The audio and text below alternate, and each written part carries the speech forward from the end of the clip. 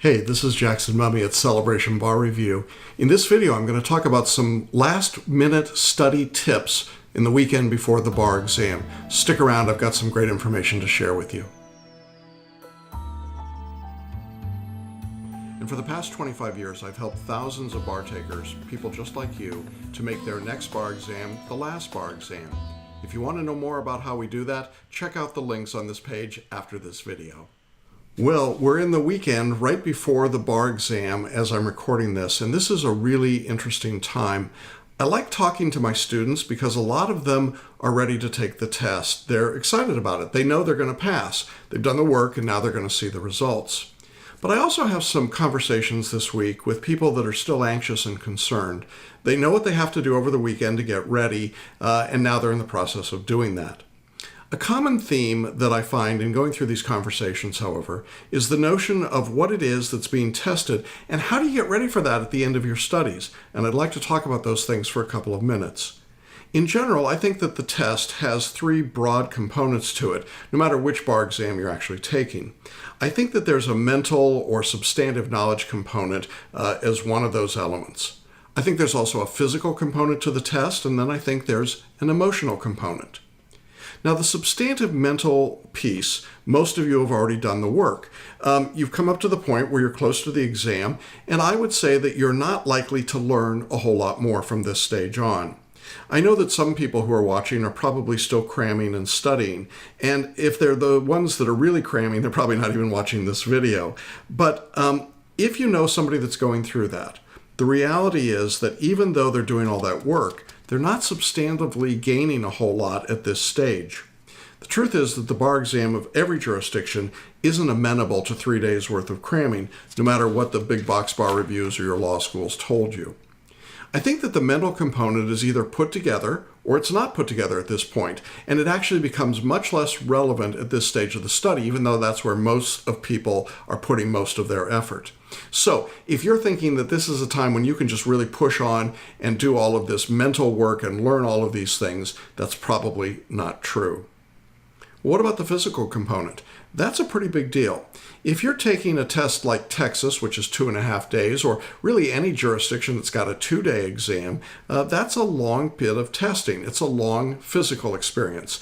Even a 2-day test is a lot. I'm glad we don't have the full 3-day exam in California anymore, but 2 days of testing is a solid bit of work. And even if you're doing just 1 day of the test, maybe you're taking the attorney's exam or the multi-state only, that's still a lot. It's at least 6 hours of good, hard mental work. Well, as a result, I think one of the keys in the weekend before the exam is to take good care of yourself physically. Get some rest this weekend and honor that internal feeling that your body gives you when it says, "I'm done." Go ahead and listen to that. Stop and just let it go. If you're struggling with that, this is a good time when you take that stop to stop and think, hey, what do I need to bring with me for the exam or to the hotel? And I've got some suggestions in that regard. Take your own pillows. I think they make a world of difference. Take a white noise machine, because you don't really want to hear people running up and down the hallways all night asking each other the answer to question whatever it was. Take an alarm clock that you know is going to work, and make sure you've got one of those. Also, make sure that there's somebody who's going to check in with you on the morning of the exam to call you and get you up. Now, if you're changing time zones to take the test, start thinking about this weekend putting yourself in that new bar exam jurisdiction time zone so that you're really into the flow of it. Start mimicking the routine that you're going to have on the day of the exam. So get up at the hour you would normally get up, have the breakfast that you're planning to have, really get yourself in that structure. Also, be certain to eat well this weekend. Hydrate, make sure that you take good care of yourself. Do all the things that you would normally want to do. Now, I also have to say, it seems silly, but I do have to mention that you shouldn't quit smoking or drinking if you've been doing that all along. Drinking at the bar, probably not such a great idea, but don't change any big habits. That's really my point. This is particularly true when it comes to prescriptions. Don't start a new prescription regimen this weekend if you can possibly avoid it. I'm always surprised when people do that, and they've been on a prescription and they suddenly stop taking it, or they start something new, and then they freak out during the exam, or something happens physically to them, and they're surprised that that would occur. When you add the stress plus the medicine, it's a bad situation and things will not go well. So be thoughtful about what you're doing in that regard. If you must change some medications, be sure that you talk to your doctor before you do it and that your doctor knows you're taking the bar exam. You actually can make a difference. Well, that's sort of the physical part of what you want to do. You're taking good care of yourself physically, you're setting up your routine, you're getting yourself ready for a good couple of days physically wherever you're staying to prepare for the exam. But the biggest part to me of these three components is the third one, the emotional component. And what I mean by the emotional component is that the bar exam everywhere essentially tests your ability to keep your emotional equilibrium. Being a lawyer requires working under pressure. It requires working with deadlines and having, in many cases, your client right next to you there, right beside you, or having to get your brief filed on time or going to the court to negotiate a settlement or to do a set of transactional documents in a timely and correct basis. All of those are pressure-filled tasks. And truthfully, if you're unable to handle that kind of pressure, you may not have the emotional maturity yet to be a member of the bar. I think, frankly, that the examiners are right to give and create a high-stakes, high-pressure environment in order to help measure whether or not applicants can handle the pressure of this profession.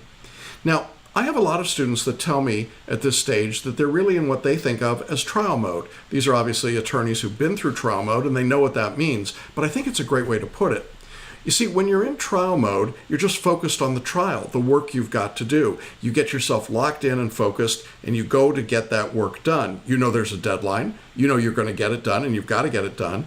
And you know that you have to keep your calm and cool and not freak out in front of the client or opposing counsel or the court or whatever it might be.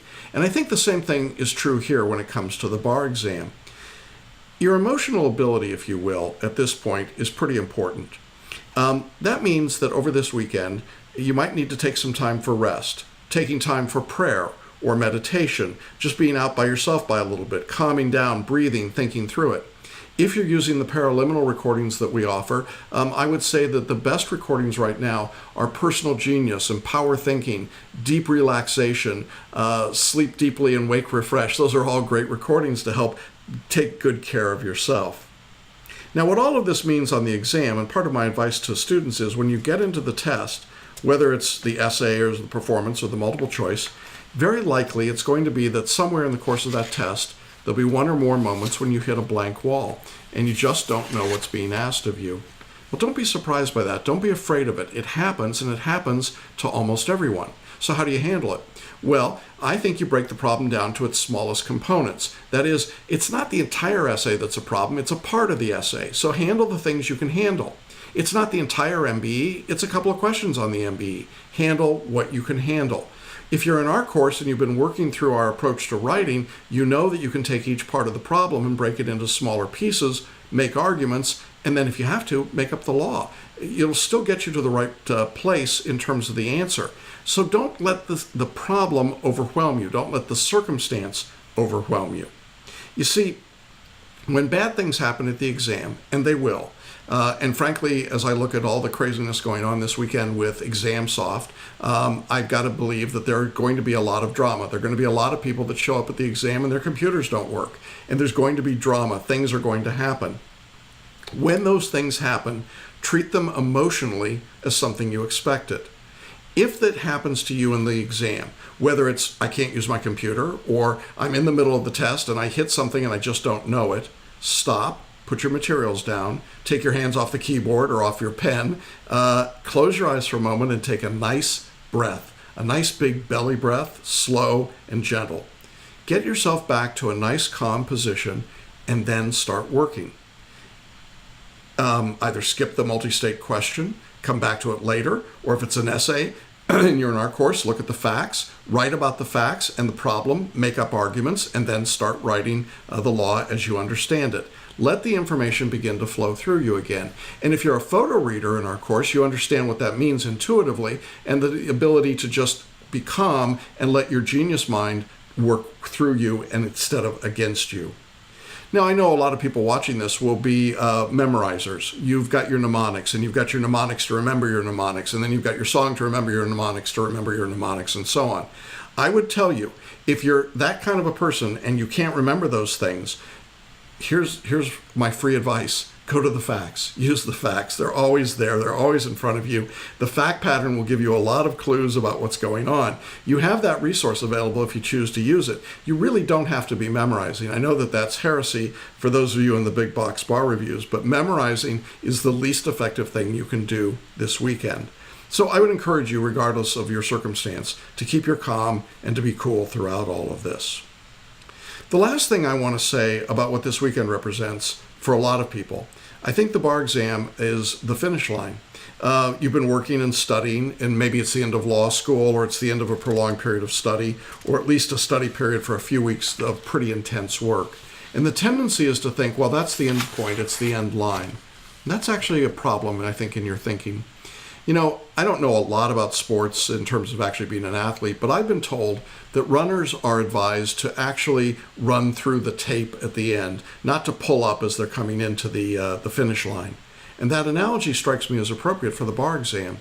I don't think of the test as the end of the process so much as the beginning of your legal career in that particular jurisdiction. And it seems to me that if you treat the bar exam as the start of your career, then your emotional capacity, your physical capacity, and your mental capacity throughout the exam will in fact set you up in the way that you're going to practice law afterwards. It'll be a great starting block for your legal career. If, on the other hand, the way that you see this is as an end point, well, I think you're going to come to the exam really being tired, frustrated, angry, mentally drained, physically drained. That's a very bad way to begin one's legal career, or to begin anything for that matter. And while it might seem like it's a semantic difference, I think it can make a huge difference in your mental approach and in your preparation over the next few days.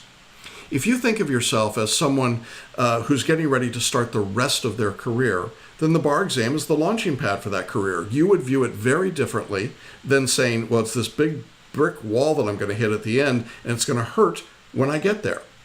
I would much rather that you think of it as a slingshot.